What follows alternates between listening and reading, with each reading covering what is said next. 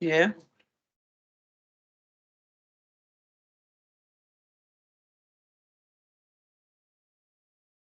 Okay, so Kenny McLaren, Councillor Kenny McLaren. Thank you, Provost. Listening to our Tory and Labour colleagues earlier on during this debate, it's difficult to work out why they're in two separate parties when they both hold the same abhorrent views in nuclear warfare. And as for Councillor Maguire's laughable claim about 12,000 jobs, he's obviously taken that from the Jackie Bailey Big Book of Made Up Figures. As Andy Doig explained, STUC did an in-depth survey on it, and they reckoned there was 520 direct jobs related to Trident, 520 jobs.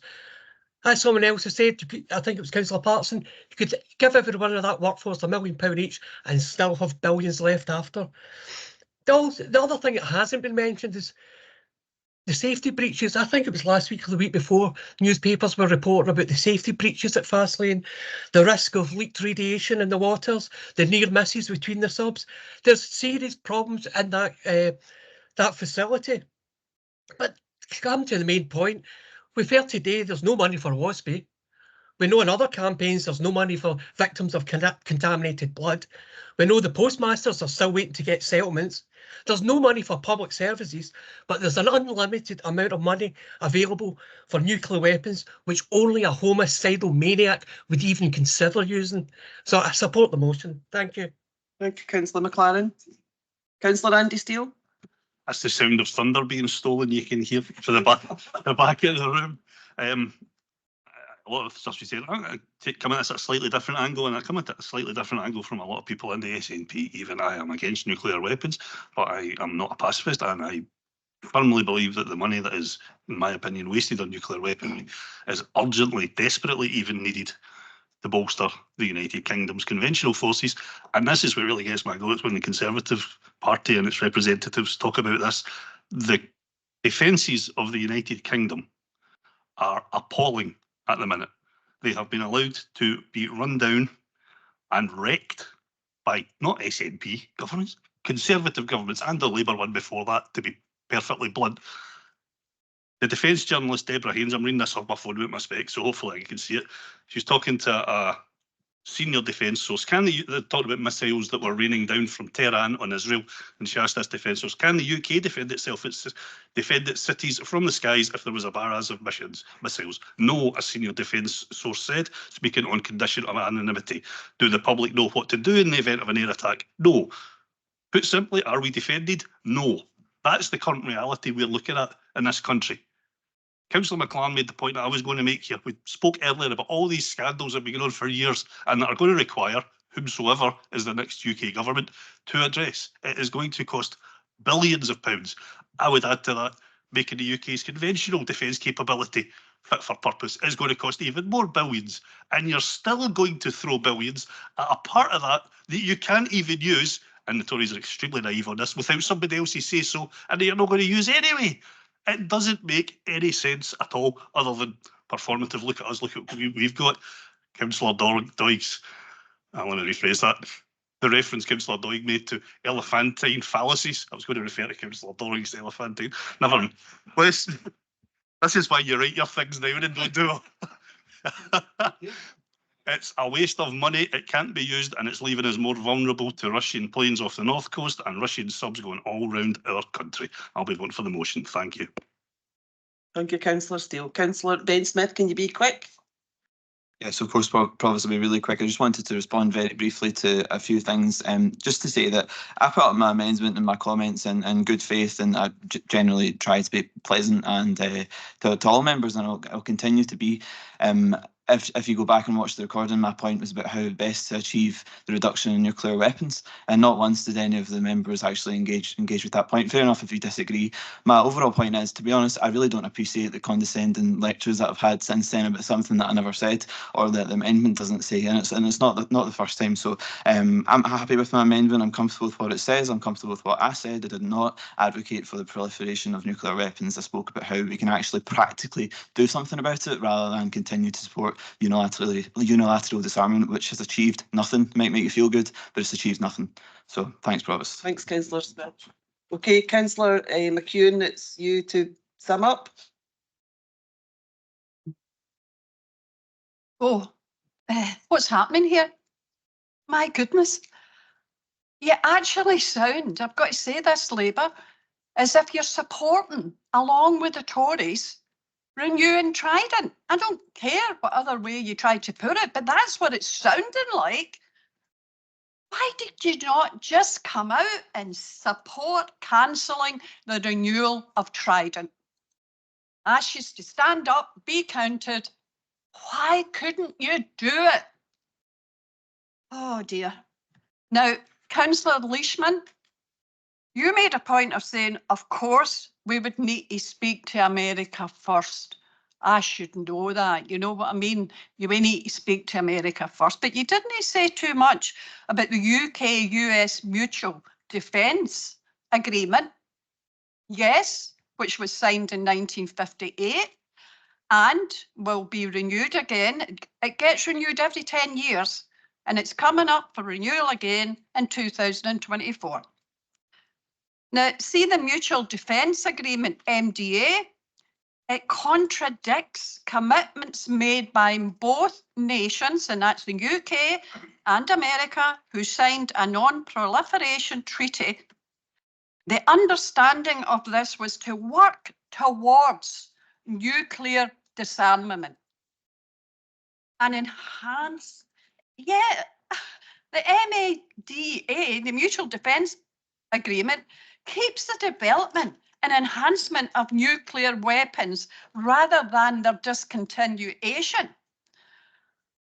Heaven's sake, the fact that it needs renewed every 10 years clashes with the NPT directive against transferring nuclear weapons to any recipient.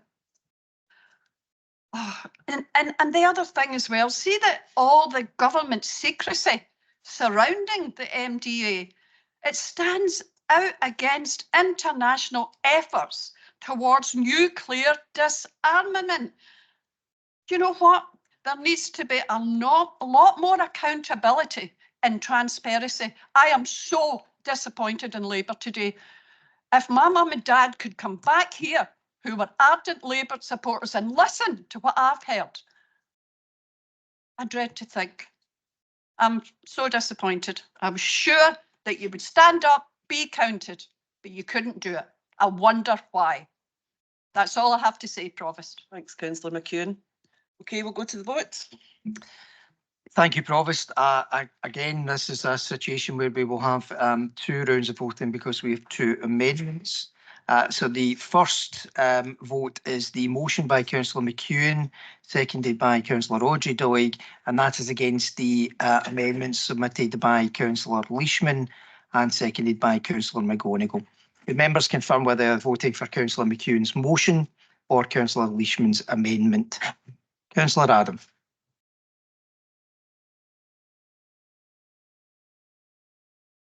So here. I think that's her looking to come back. I'll come back to her. Councillor Ellie Nicholson. Motion. Councillor Ann-Dowling. Abstain. Councillor Burns. Motion. Councillor Jacqueline Cameron. Motion. Provost Cameron. Motion. Councillor Campbell. Motion. Councillor Clark. Abstain. Councillor Davidson. Motion. Amendment. No. No. Just let's. Sorry. Abstain. Thank you, Councillor. Councillor Devine. Councillor Andy Doig. Motion. Councillor Roger Doig. Motion. Councillor Gilmer. Abstain. Councillor Grady. Abstain. Councillor Gillian Graham. Abstain.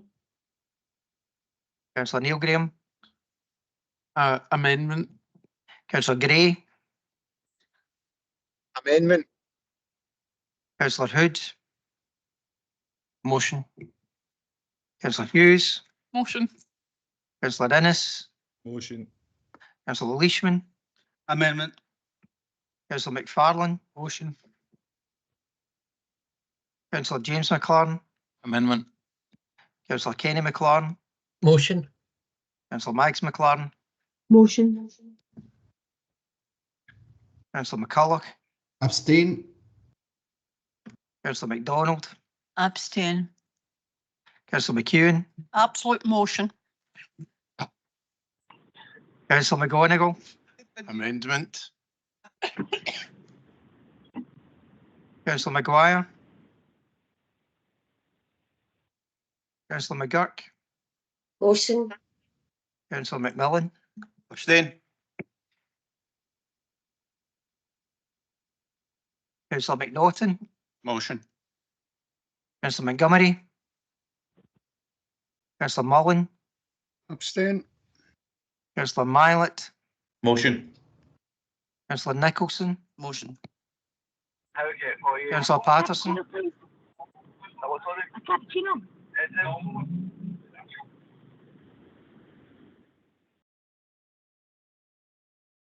Councillor Rodden. Motion. Councillor Shaw. I'll have a latte before voting for the motion.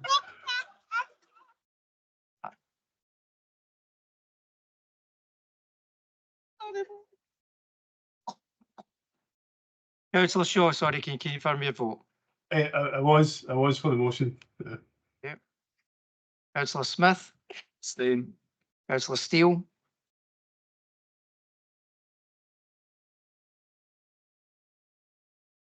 Councillor Hannigan's voted for the motion. Can I check, is Councillor Adam, has she joined us? Jenny, have you got your coffee yet?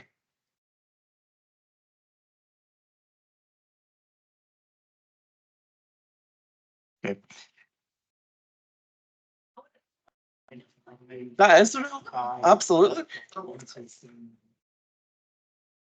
Jenny, can you confirm? Are you here or not?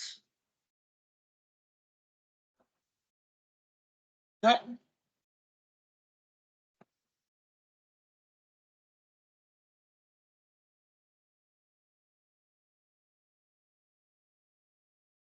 We have 24 for the motion, 5 for the amendment, 13 abstentions. So the motion goes forward to the next round of voting.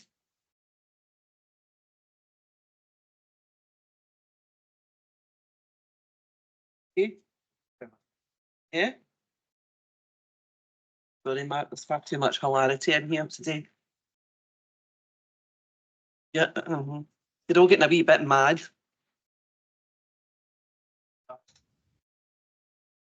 Thank you. Thank you, members. So the next vote then is it is Councillor McEwen's motion, seconded by Councillor Doig, against Councillor Smith's amendment, seconded by Councillor Davidson. Can members confirm whether they're voting for Councillor McEwen's motion or Councillor Smith's amendment? Councillor Adam. Councillor Ailey Nicholson. Motion. Councillor Ann-Dowling. Amendment. Councillor Burns. Motion. Councillor Jacqueline Cameron. Motion. Provost Cameron. Motion. Councillor Campbell. Motion. Councillor Clark. Amendment. Councillor Davidson. Amendment. Councillor Devine. Councillor Andy Doig. Motion. Councillor Doig. Motion. Councillor Gilmer. Amendment. Councillor Grady. Amendment. Councillor Gillian Graham. Amendment. Councillor Neil Graham. Absolute amendment. Councillor Gray. Amendment. Councillor Hood. Councillor Hughes. Motion. Councillor Innes. Absolute motion. Councillor Leishman. Amendment. Councillor McFarlane. Motion. Councillor James McLaren. Amendment. Councillor Kenny McLaren. Motion. Councillor Mags McLaren. Motion. Councillor McCulloch. Amendment. Councillor MacDonald. Amendment. Councillor McEwen. Without doubt, a motion. Councillor McGonigal. Amendment. Councillor Maguire. Councillor McGurk. Motion. Councillor McMillan. Amendment. Councillor McNaughton. Motion. Councillor Montgomery. Councillor Mullen. Amendment. Councillor Mylett. Motion. Councillor Nicholson. Motion. Councillor Patterson. Motion. Councillor Roden. Motion. Councillor Shaw. Motion. Councillor Smith. Amendment. Councillor Steele. Motion. And Councillor Hannigan has voted for the motion. We have 24 for the motion, 18 for the amendment. The motion is carried.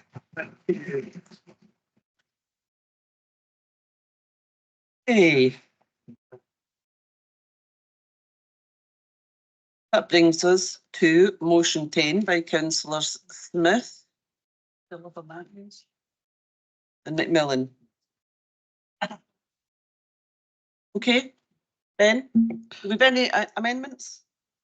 Yes, we have an amendment, just to let you know. Carry on, Ben. We sent amendment round, yeah. Okay, I'll carry on. I was wondering whether to say my brief prepared comments, because regardless of what I'll say, I'm sure Councillor McEwen will tell me our parents are disappointed in me anyway. However, I'll do my best. Scotland did have the potential, and hopefully still has, to be a world leader in climate change. We should be given the wealth of knowledge and talent and expertise that we have. It's, as I've said in the Planning and Climate Change Board before, it's great to have targets, but those targets have to be met by action. So the amendment is just, or the motion even, is just to really reflect, hopefully, all of our disappointments that we're not able to meet those targets. The last part of the motion reflects the ongoing complaint, if you like, that I've been raising at the Planning and Climate Board since 2022. About the Scottish Government's guidance on emissions. Now, if you want more detail, if you can't sleep at night, you could watch back some of the planning boards and see what I have to say then. But the main point is that we've all been waiting on this guidance from the Scottish Government, and to the best of my knowledge, it still haven't been forthcoming. The transition to net zero provides the UK, Scotland and Renfrewshire with many economic and technological opportunities, and we need to grasp them. But in order to do that, we have to know the kind of general ballpark that we're playing in. So that's why I'm asking the Council to agree that we should write to the Scottish Government to ask that this advice finally be given to us, and that we can all note that we are disappointed with the current lack of progress and hope that we can do better in the future. And I'll leave it there. Thanks, Provost. Thank you, Councillor Smith. Councillor McMillan. Aye, thanks very much. Obviously, the cutting back in this target has had huge ramifications for the Scottish Government, so much so that the First Minister obviously resigned a couple of weeks ago, and we've now got our third First Minister in just over a year. Now, I would hope, sincerely hope, that he meets this challenge head on. I do know that there's no Minister for the Environment. Now, I'm sure this issue will be in somebody's portfolio, but I was surprised to hear this morning that there's not going to be any Minister for the Environment, but we'll obviously see what comes from that. You know, I'm not an expert in climate change, I'll be perfectly honest with you. Tend to concentrate on other issues, but obviously I do know how important this is. And I was partly proud that the Scottish Government had set ambitious targets to do this, and hopefully they will get back on track, because I think most people would support that course of action. But I think it's appropriate, given that we are, part of the whole Scottish Government, if you like, in terms of councils. We really need to know what we're supposed to be doing, and this is what this motion put forward by Ben on behalf of the Labour group is calling for. Thank you. Thank you, Councillor McMillan. We have an amendment from Councillor Patterson, seconded by Councillor McFarlane. And I think you've all got it in your inbox. Yeah, okay, Jim. Thanks very much. I have to say I'm incredibly disappointed that Councillor Smith's prescribing the board that I chair as a cure to insomnia. I thought it was one of the more entertaining boards that we took part in. But I know what he means on that level. I suppose you'll have seen my amendment. I don't disagree. I share the disappointment actually, and I don't overall disagree with the action at the end. However, I can't accept the premise that there's been reputational damage done to Scotland, and I'll come on to say why. And then we've inserted our own political dig, as you do in politics, I suppose. So, while I share the level of disappointment, it is worth remembering some of the progress that has been made, and I don't think that should be lost in us. That as of 2022, according to the figures I've been able to obtain, that 88% of electricity generation was from zero or low carbon sources, and that nearly 63% of new woodlands created in the UK were created in Scotland. And other policy changes that have improved our chances of reaching net zero was the policy on increasing the franchise for free bus transport, which I think has been successful, although obviously we've got all sorts of other issues with public transport, but I think that's one area of success on that. Now, although the 2030 statutory target at the moment has been removed, the 2045 target remains. That is the overall goal. So I really don't accept the premise that there's been reputational damage done to Scotland, although I do hope, and I take on board what Councillor McMillan was saying there, that we do have a new First Minister, and I hope he changes tact on net zero, and I'm hoping that we'll find out about that. And what I mean by that is that he involves us at this level more openly, he engages with our dialogue, because Councillor McMillan rightly said we are at the forefront of delivering much of this agenda, and it's only with us on board that we can do that. So that's why I'm supporting the part I've included in my amendment to write to the Scottish Government still and ask for the guidance on emissions, although I think there has been progress in the last couple of months on that, that we can update at the next appropriate board. I suppose one thing I kind of want to touch on with the net zero agenda, and I hope it doesn't go this way overall, I think, and Councillor Millen's right again, I think I've said that 3 times in a row, he's right again, that the general public agree with net zero, I think, in the climate change agenda until the real world impact of what they need to do to reach this hits. And I think there's a massive disconnect between the ambitious targets and where the public are in terms, I mean, we can't even put a bus lane in without some kind of controversy around it, and we need to get past that point where we're fighting tooth and nail every measure, although not in our authority, ULEZ is in other authorities, and although everybody's agreeing we need to reach net zero, you're seeing a opposition to things like ULEZ, and you're kind of thinking, well, we either need to go all in or no here if we're going to meet these targets, but we don't. We seem to agree in principle the targets and then fight over the nitty gritty, and I think that stalls a lot of progress. And I've got some concerns that it's going to turn into another culture war in a sense. That if you, I mean, it seems to be like that now. If you so much as mention net zero or 15-minute neighbourhoods, you're accused of all sorts of conspiracy theories. Although these things are good for our communities. So I just wanted to make that wider point. I'm not sure the public are where we need them to be in terms of reaching this net zero, and I don't blame them. There's all sorts of other things going on, more immediate things in their mind, like cost of living crisis, the NHS education. So I can understand why their focus would be there. So that was just like an overall point I was making at the end of that, and I would ask that to support the amendment. Thank you. Thank you, Councillor Patterson. Councillor McFarlane. Yeah, I'm happy to second the amendment. It's one of the things that Councillor Smith rightly points out. He's talked a lot about the planning board and important it is, rightly so. But as part of the Jim's amendment there, you'll see that we need to recognise as well that it's disappointing to see the Labour Party doing another U-turn on their clean pledge. And this is something that the Labour Party, again, is the point out here, absolutely got to reach the targets, but again, there's no sort of substantive measures and how we achieve that. Anything the Scottish Government seems to try and put through to reach the net zero goals, and as Jim was saying there, yeah, we definitely need to bring the public with us. They continually vote against it, and this is the sort of opposition that I feel that doesn't work, that you can't just disagree. What's your alternative? What would you do differently? How would you get us there? And that seems to be lacking, not just in the Scottish Parliament, but arguably in Westminster as well. So I hope that Councillor Smith can see where we're coming from with the amendment. Absolutely agree with the points and right to the Scottish Government. But we have to also acknowledge here that if we're serious about tackling climate change, then Labour can't keep U-turning on things when it suits them. Cheers. Thank you, Bruce. Are you going to accept the amendment? Oh no. Need to say that so quickly. Yeah, Chris, I've got you coming in. Yeah. I just wanted to ask Ben first if he was going to accept the amendment. On you go, Chris. Thanks, Provost. I noticed, I note the amendment, and I note that this side of the Chamber's rejected it. I can agree with counterpart Parson that the Scottish Government has made progress towards net zero, but it's baby steps. We need to be taking giant strides. Scottish Government have missed their targets, self-set, 8 out of the last 12 years.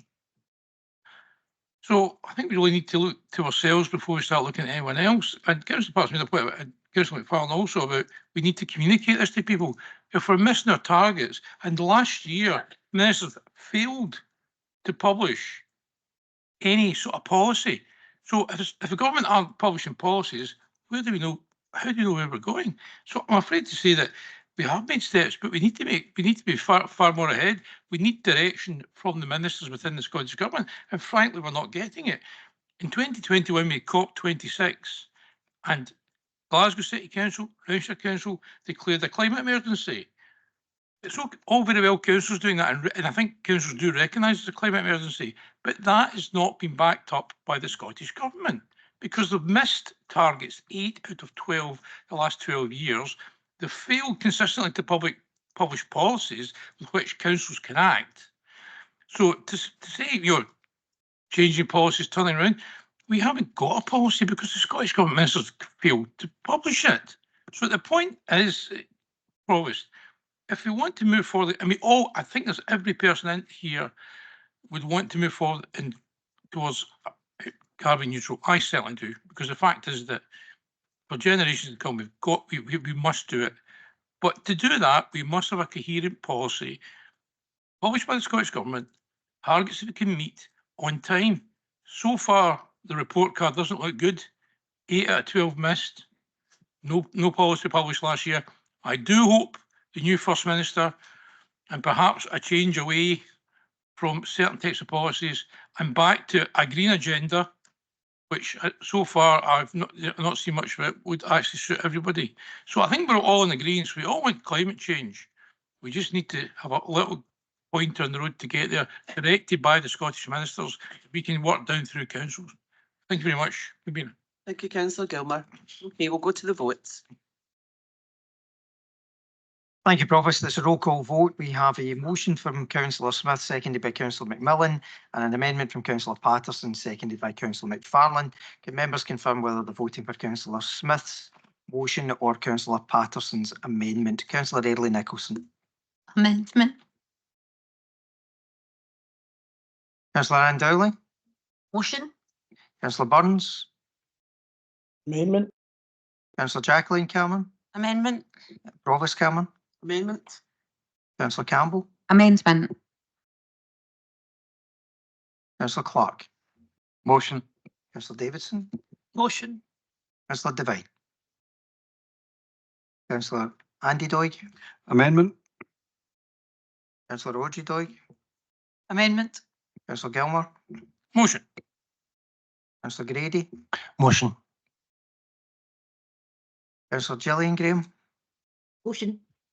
Councillor Neil Graham. Motion. Councillor Gray. Motion. Councillor Hood. Motion. Councillor Hughes. Amendment. Councillor Innes. Amendment. Councillor Leishman. Motion. Councillor McFarlane. Amendment. Councillor James McLaren. Motion. Councillor Kenny McLaren. Amendment. Councillor Mags McLaren. Amendment. Councillor McCulloch. Motion. Councillor MacDonald. Motion. Councillor McEwen. Amendment. Councillor McGonigal. Motion. Councillor Maguire. Councillor McGurk. Amendment. Councillor McMillan. Motion. Councillor McNaughton. Amendment. Councillor Montgomery. Councillor Mullen. Motion. Councillor Mylett. Amendment. Councillor Nicholson. Amendment. Councillor Patterson. Amendment. Councillor Rodden, Amendment. Councillor Shaw, Amendment. Councillor Smith, Motion. Councillor Steele, Amendment. Councillor Hannigan has voted for the motion. We have 21 for the motion, 21 for the amendment. So it's your casting Oh, vote, no. Provost.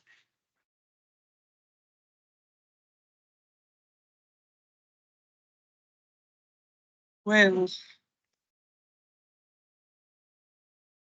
absolute amendment.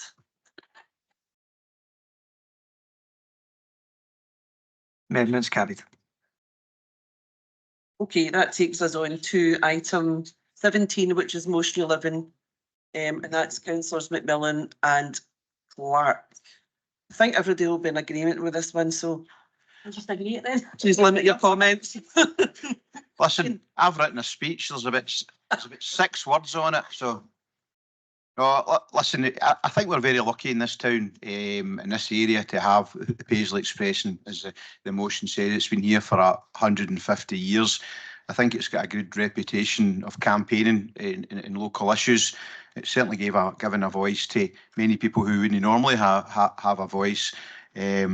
And certainly as a councillor, you know, I've had a good working relationship, and all the time I've been a councillor and holding various roles within the council, I've always had a good working relationship with them.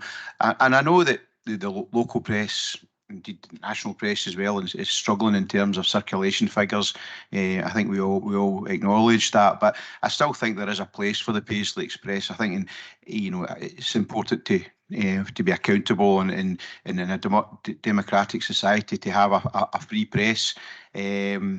And I know their online edition, I probably see more in their online edition than I do actually in the printed one. Although I do buy it occasionally. But what I do like is seeing old editions of the Paisley Express and remembering, you know, big football stories, political stories, whatever. Even seen some of my family in the Paisley Express a long time ago. So, you know, as I say, I think they've done well. They still continue to do well. The standard of journalism is very, very high. Whether they'll still be here in another 150 years, I'm not so sure, but I think it's important we do mark the job that they've done in the last 150 years. So well done, everybody at the Paisley Daily Express. Well done to them all. I can't see them being here in 150 years. I think they're even maybe going to have a name change of some sort, because they're now having to contain news from Glasgow and things like that. So unless the Paisley people give them something to write, so create news. Okay, congratulations to the Paisley Daily Express. Convener, just as seconder, can I just say a couple of words? Sorry, I know time's going on. I read the Paisley Daily Express every day, and so I see the contributions from all the council members and from MSPs and MPs, and I think that's very important to the political process that it's there. I'm very grateful to the staff who seem to show a really good balance in how they address the political situation. I think the staff have a difficult time in these days when there's not so many people buying the paper. There's been a lot of pressures on them. And so I just want to commend this motion and to thank the Paisley Daily Express for being there for us as a council, and it's very important to us. I would even go as far as saying that we miss having someone here at these full council meetings. They used to always send a reporter along, but they don't do that anymore. Councillor Devine. Really glad to support this because it's the only paper in the world that gives a fair shake of the wood for St Mirren. Everybody else is against us. Anyway, I have to say it's now on my bucket list to get my picture in it. Thanks. Okay, Councillor Kenny McLaren. Just to echo what everybody else has said, congratulations to PD and all its past and present staff. I didn't really want to highlight any specific journalists or reporters. They all do a good job, but I feel I've got to give a special mention to their intrepid photographer, Drew. Whenever I'm told, go and meet Drew for a photograph, you know what's going to happen. He's going to stand in the middle of the street with traffic the bus is going past till I get that photograph, which is fine until he turns around and said, "Councillor, could you just stand there for a minute?" And then he always makes the promise, "I'll let you know if something gets too close to you." So apart from that, congratulations to the PDE. Thank you. That's good.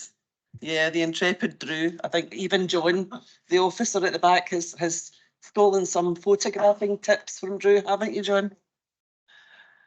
Okay, thanks for your comments then. So the motion is agreed. Well done, PDE.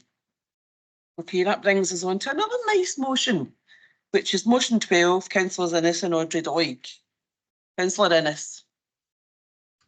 Thanks, Provost. Shortly after I was first elected in 2022, I became aware of the tragic story of William McNally, a young boy who was playing with his friends at the clay pits in Linwood on the River Gryfe when he drowned and tragically lost his life. I'll start off by saying William McNally's family have done such tremendous and important work in highlighting water safety in Renfrewshire, and I'll touch on this a wee bit in a minute. I noticed back in July 2022 that William's family had been working closely with Renfrewshire Council to have landmarks lit up around Renfrewshire to highlight world drowning prevention in memory of William. It was at this point that I noticed that this family from Linwood were in Houston Square in Johnston for this event that had meant so much to them. And it got me thinking that they should be able to commemorate this in their hometown. I wondered why nowhere in Linwood was lit up for William McNally. So I asked officers and I asked my colleagues the questions and started working on this, and we got to the point where it was agreed that Linwood would receive a lighting structure similar to the other towns in Renfrewshire. I had the privilege of meeting William's amazing mum Sharon, along with his aunties, who've been spearheading the campaign for water safety in Renfrewshire rivers. I've met them now a few times and have visited the clay pits in Linwood along with them to see the safety equipment and raise awareness of water safety.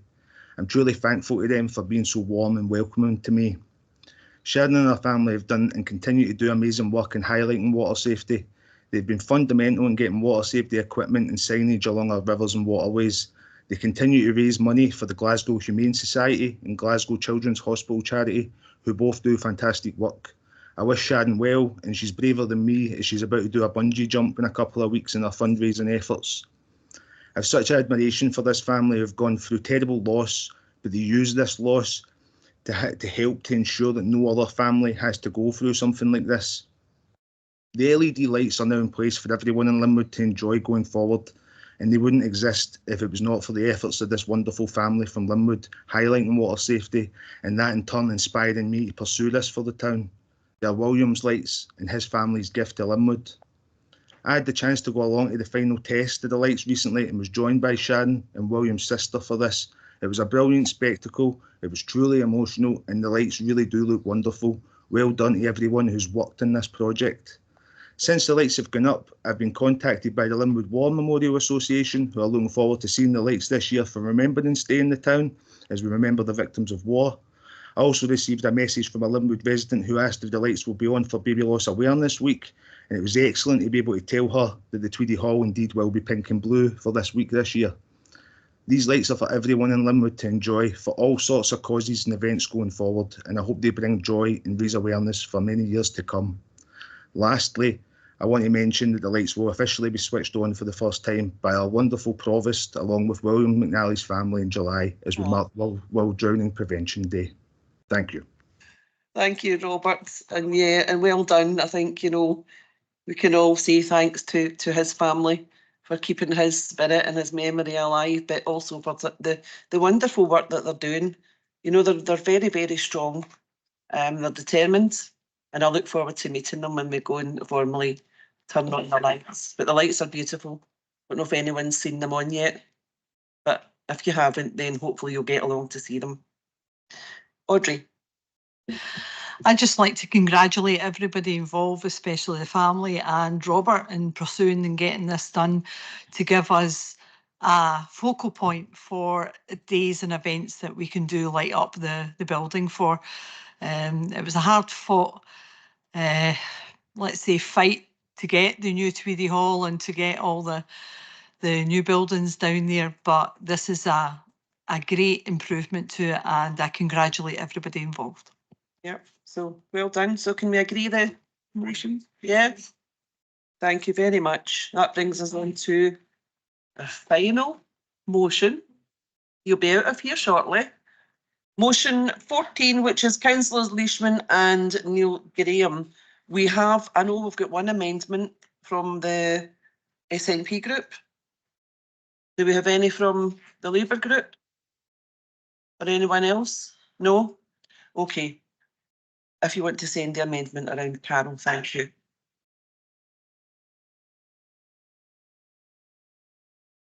Just give you a couple of minutes to read this, Councillor Leishman, and then you can have a check and see if you're going to accept it.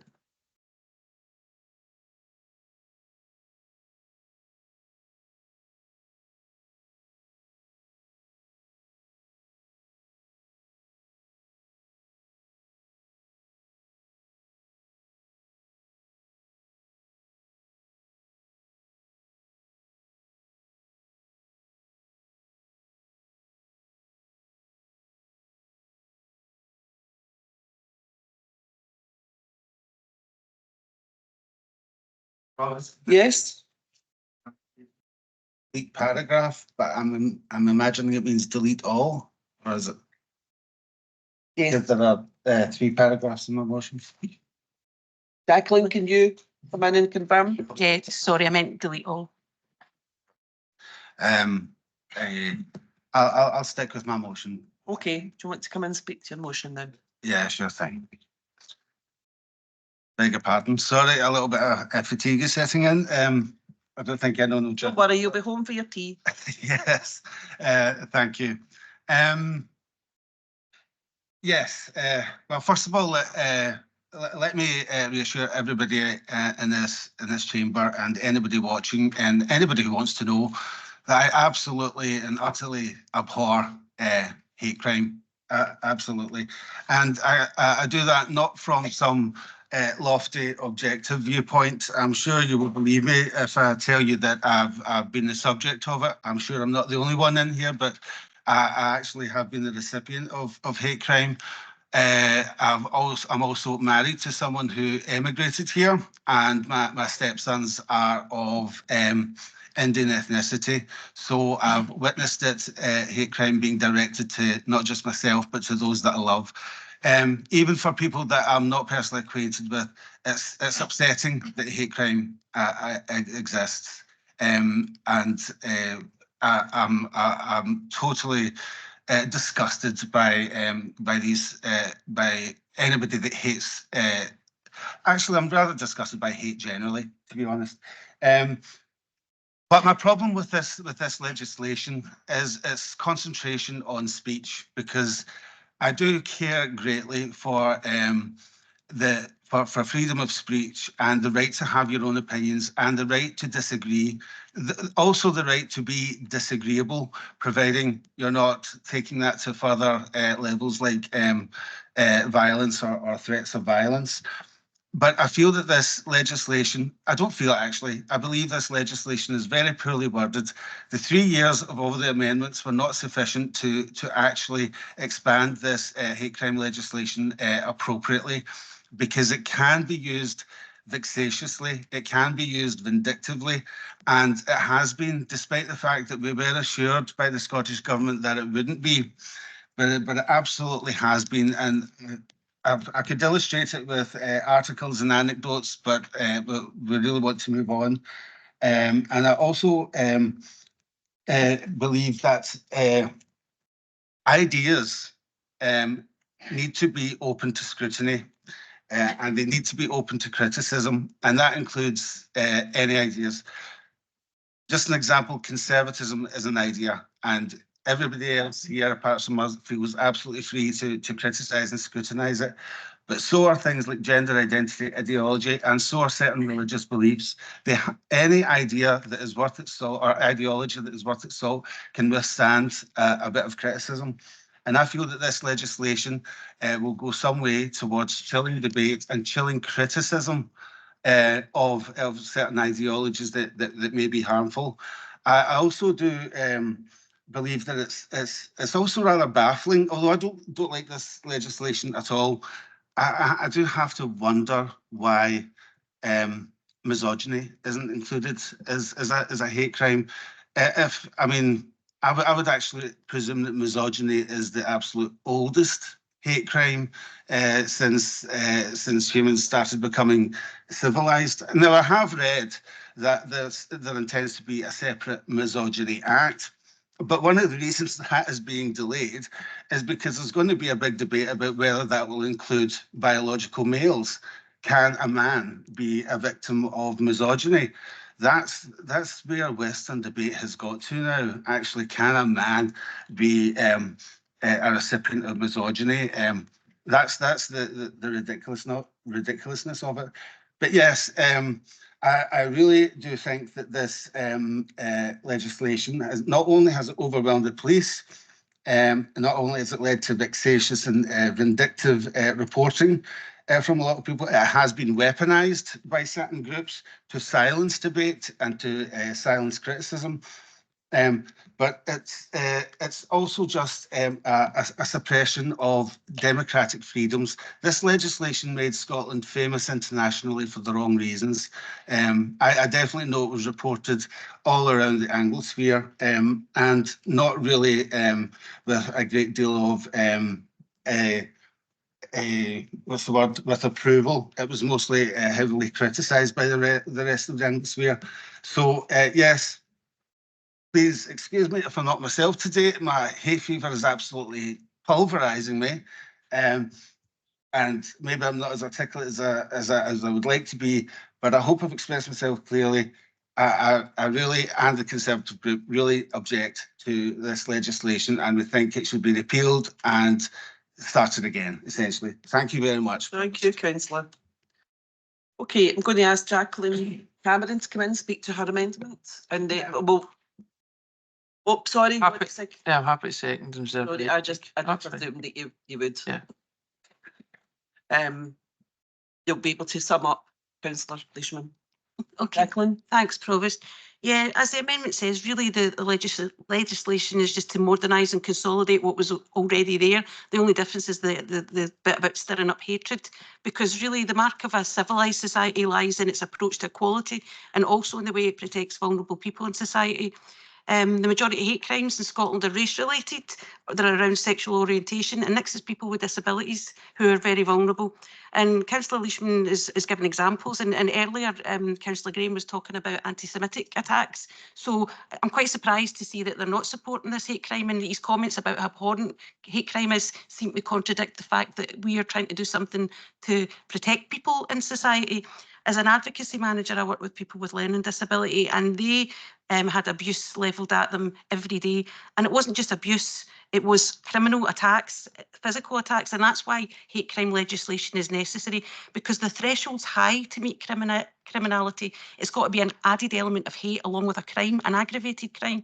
So why, as a society, we would want to stop making certain sections of society's life a misery, I don't know. It's kind of being portrayed as if we're clamping down on freedom of speech and expression, as if the police are going to burst in 1984 style to stop people saying what they want in their own homes, and that's just not the case. In fact, it's got a wee bit of histrionics around that.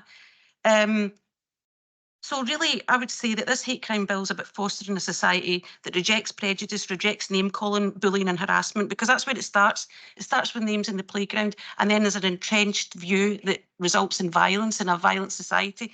So I, for one, am glad that this hate crime bill is sending a strong message that that's not acceptable in Scotland, and I'm proud that Scotland is progressive in taking this stance. Thank you. Thank you, Councillor Cameron.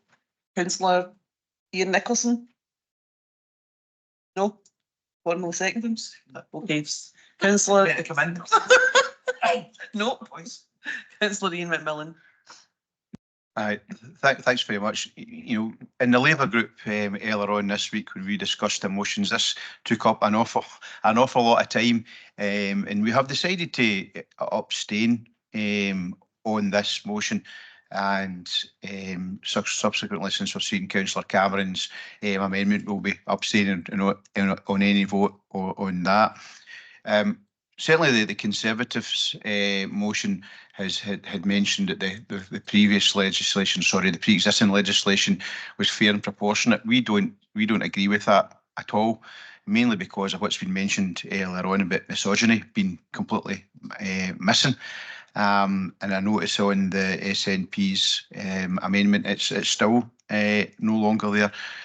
we have sort of deep concerns about this legislation, although it's very early days, and I know when it came, there was a whole avalanche of complaints come in, and it was very difficult for the police to deal with that.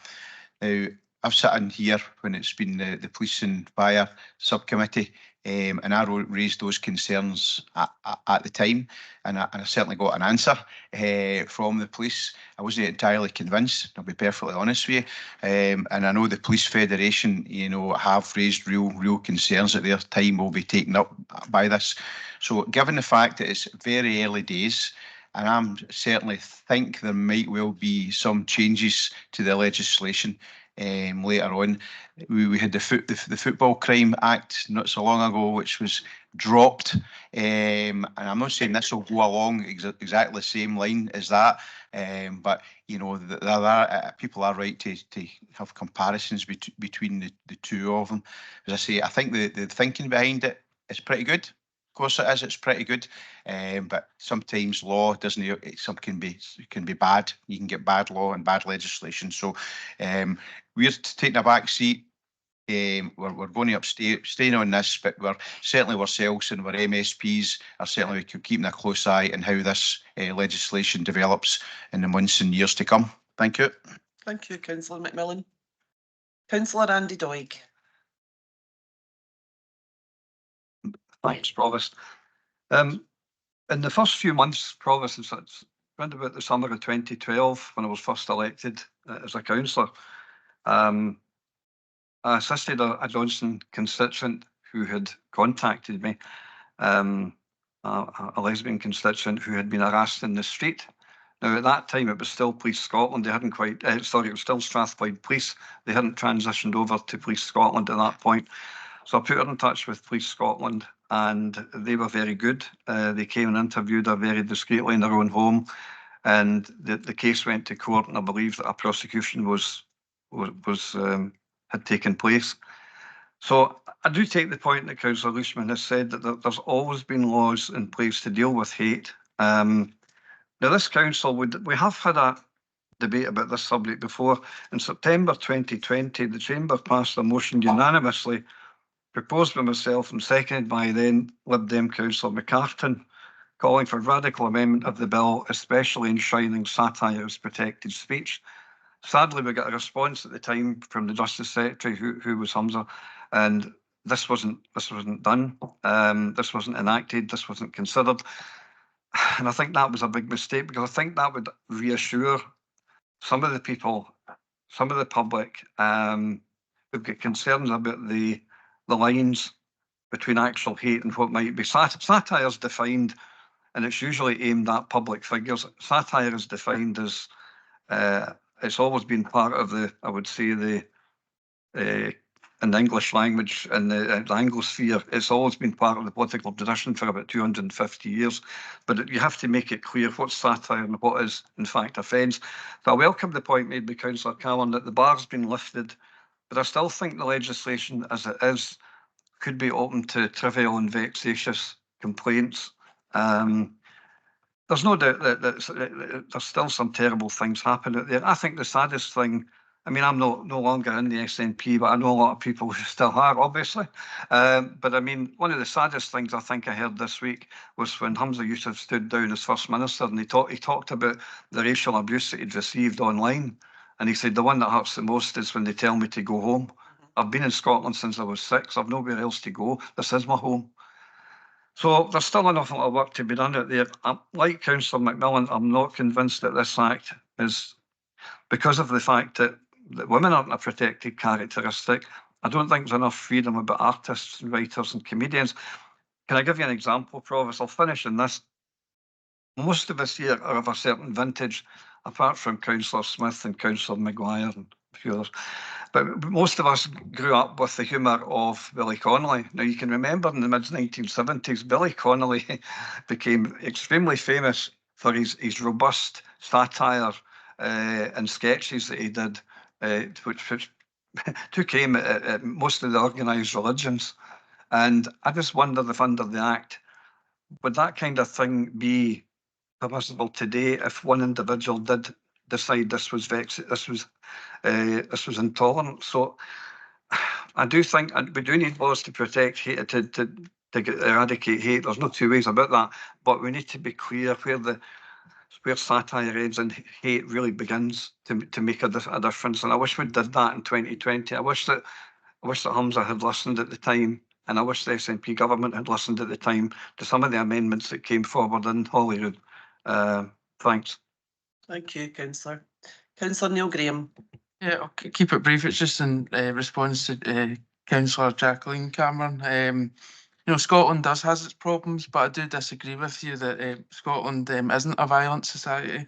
It's not perfect. And regarding anti-Semitism, my belief is that the legislation was already in place before this was passed to deal with hate crimes. And so I just wanted to clarify that. Thanks.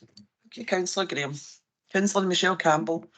Thank you, Provost. I think that's important with this part of the debate that one person's view of what liberty and freedom looks like isn't the same as what it is for others.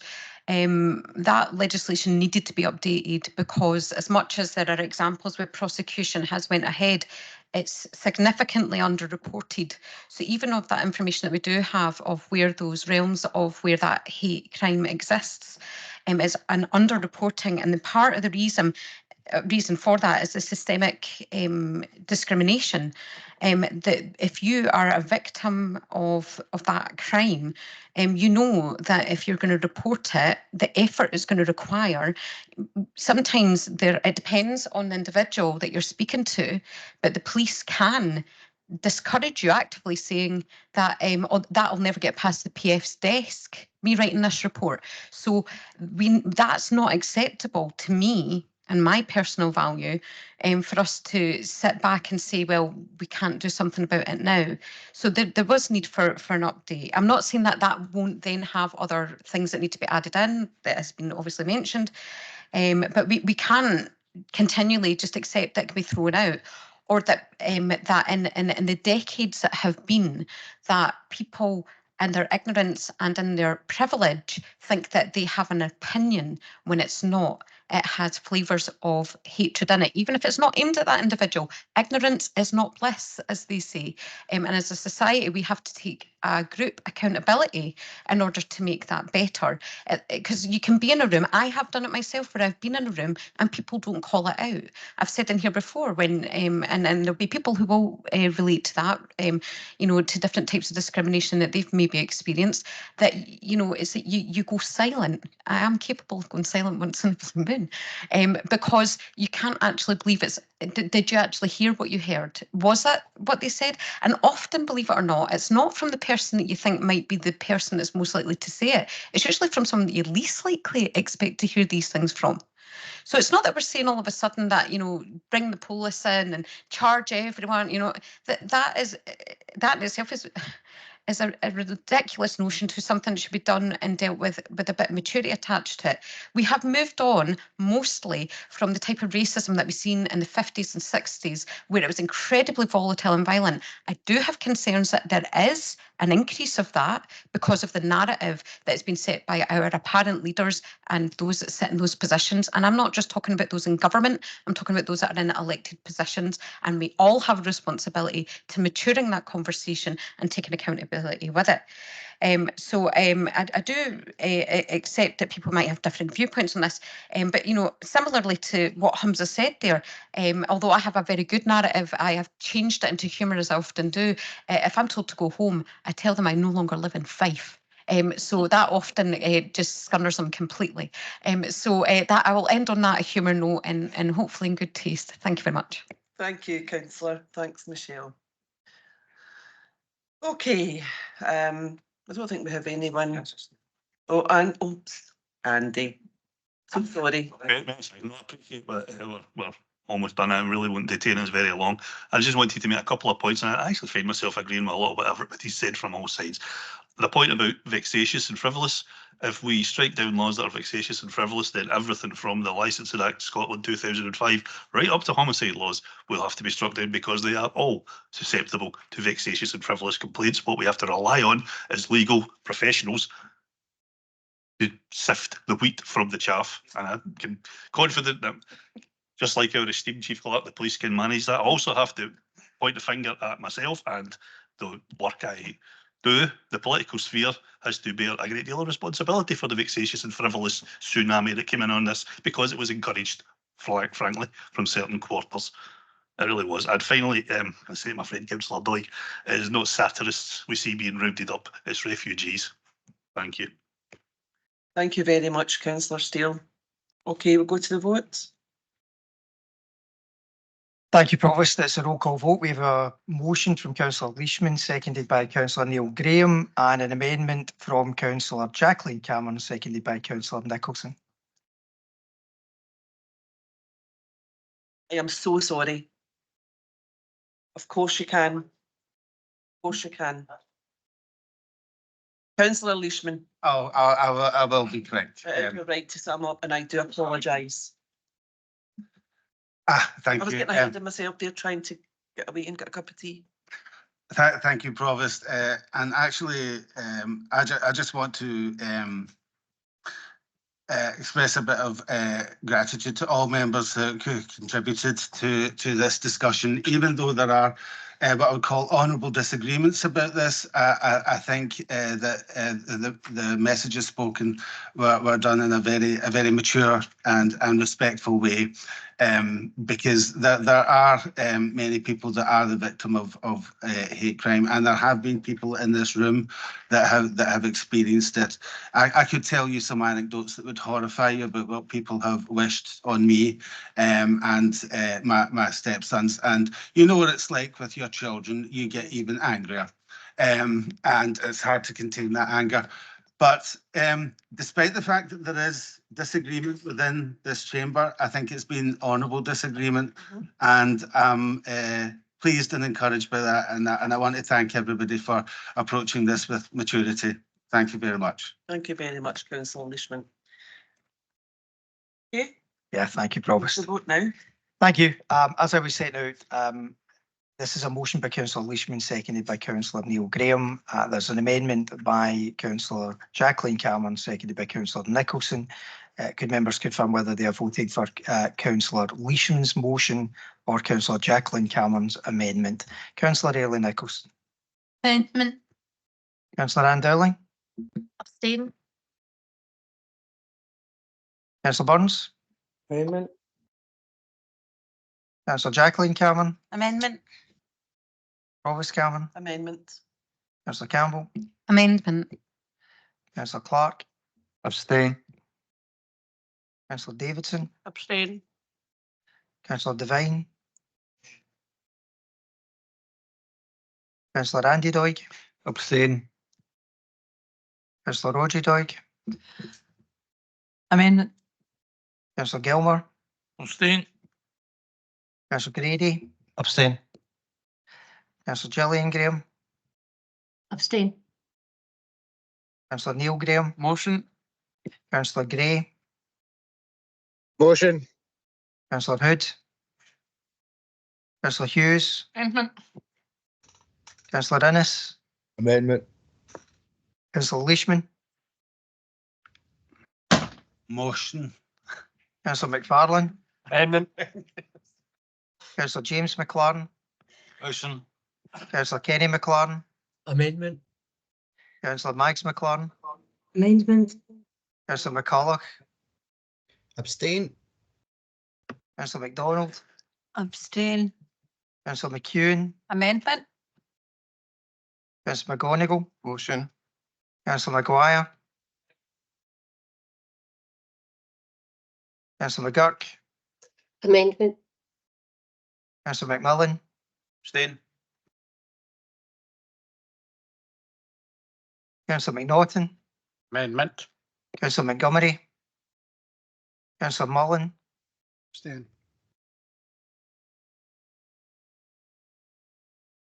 Councillor Mullen. Sorry. Abstain. Thank you. Councillor Milet, Amendment.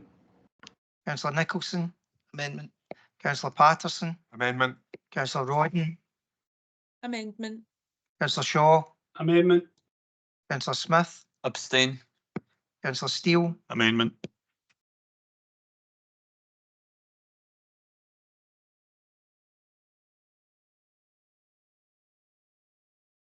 Excuse me, bear with us a moment.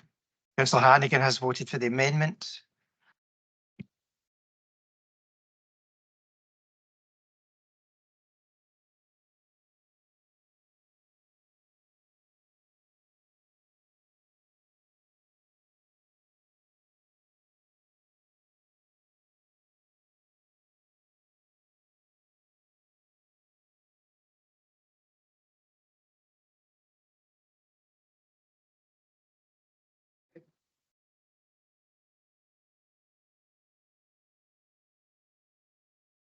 Apologies, members. We have 7 for the motion, 21 for the amendment and 14 abstentions. The amendment is carried. Hey everyone, I want to commend you for your conduct today during some pretty important issues that were on the agenda. Thanks so much. I suspect there'll be other councils that don't do as well as we do. Maybe they could come and get a wee lesson from us. But thanks so much, and thanks to the staff for your patience. Hope you have a lovely weekend. You too, Provost. You're free to go. Bye.